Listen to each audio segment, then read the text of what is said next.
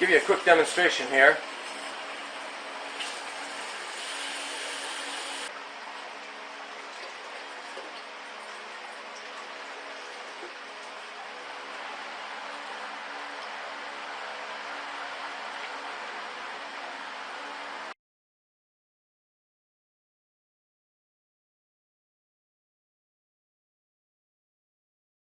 So this will fit right on there, and then we'll just drill a hole here and screw that in.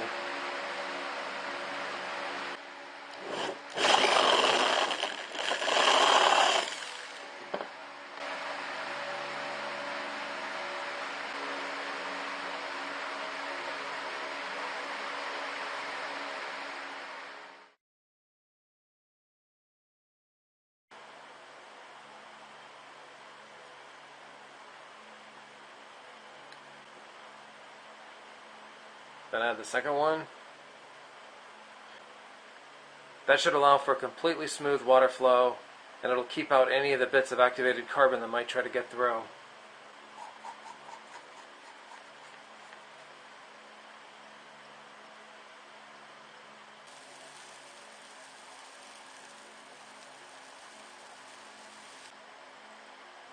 And then we'll jam it together. Like that.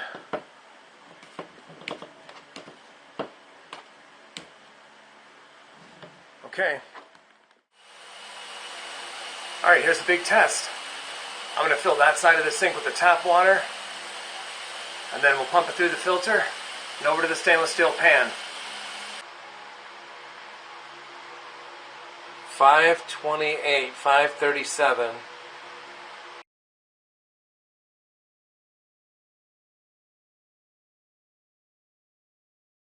Okay, let's get this thing going.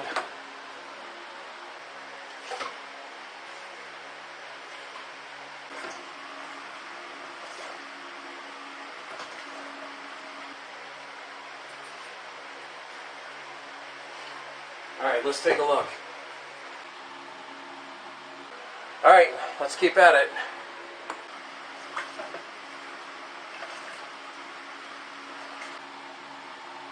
Was that 95?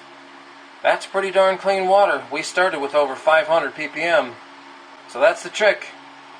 Just keep pulling the water through it. It should get cleaner and cleaner as you get rid of the carbon dust and the stuff in there. And I bet I can get it lower than that if we just keep pulling the water through here.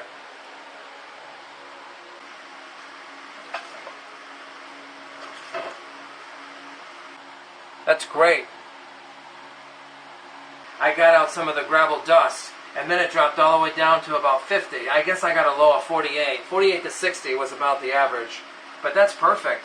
Ideal is considered anywhere from 0 to 50, so that's really, really good water. This thing is working excellent.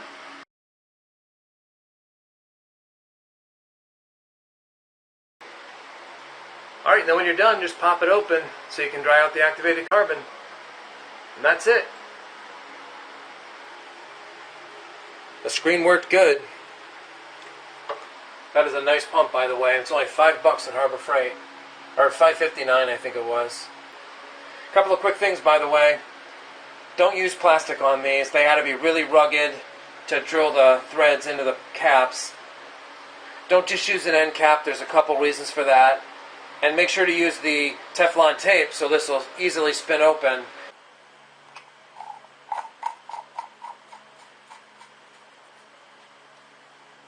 Super tight. Comes right apart.